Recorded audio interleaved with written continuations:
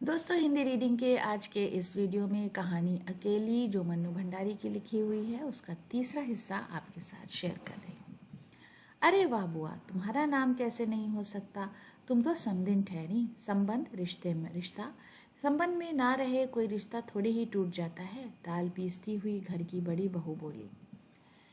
है बुआ, नाम है? मैं तो सारी लिस्ट देख कर आई हूँ, विधवा नंद बोली। विधवा का मतलब बेवा।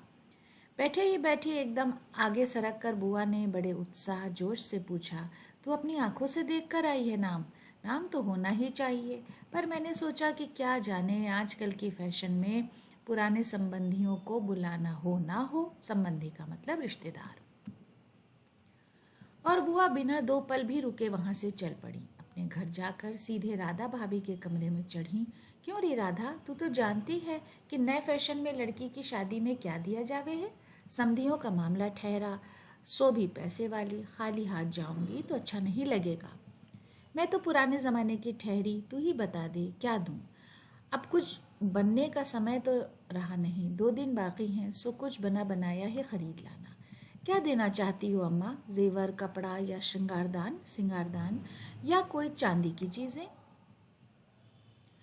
मैं तो कुछ भी नहीं समझू रही, जो कुछ पास है तुझे लाकर दे देती हूँ, जो तू ठीक समझे ले आना। बस भद्द नहीं उड़नी चाहिए। भद्द का मतलब मजाक। अच्छा देखूं पहले की रुपए कितने हैं। और वे डगमगाते कदमों से नीचे आईं। 2-3 कपड़ों की गठरियां हटाकर एक छोटा सा बक्सा निकाला। बड़े जतन कोशिश से उसे खोला। उसमें 7 रुपए, कुछ रिजगारी पड़ी थी और एक अंगूठी। बुआ का अनुमान अंदाजा था कि रुपए कुछ ज्यादा होंगे, पर जब 7 ही रुपए निकले तो सोच में पड़ गई। रईस समधियों के घर में इतने से रुपयों से तो बिंदी भी नहीं लगेगी।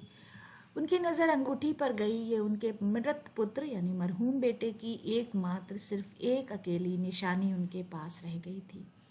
बड़े बड़े आर्थिक संकटों के समय, आर्थिक यानी माशी, संकट का मतलब बुहरान, वक्त का मतलब समय, भी वो अंगूठी का मोह नहीं छोड़ सकी थी। आज भी एक बार उसे उठाते समय उनका दिल धड़क गया। फिर भी उन्होंने 5 रुपए और वो अंगूठी आंचल में बांध ली। बक्से को बंद किया और फिर ऊपर को चली।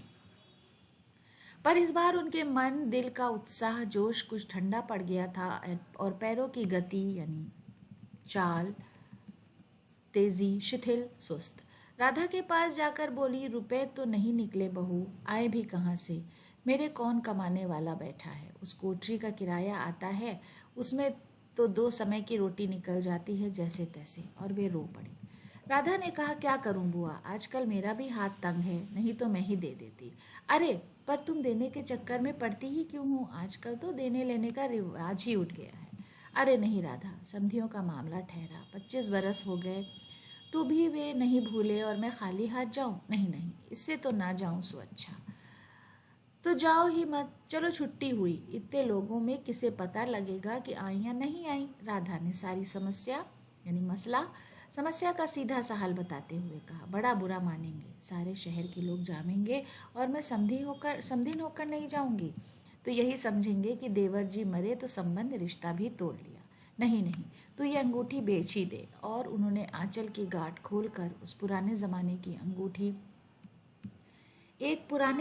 अंगूठी राधा के हाथ पर रख दी। फिर बड़ी मिन्नत के स्वर लहजे में बोली, तू तो बाजार जाती है राधा, इसे बेच देना और जो कुछ ठीक समझे खरीद लेना।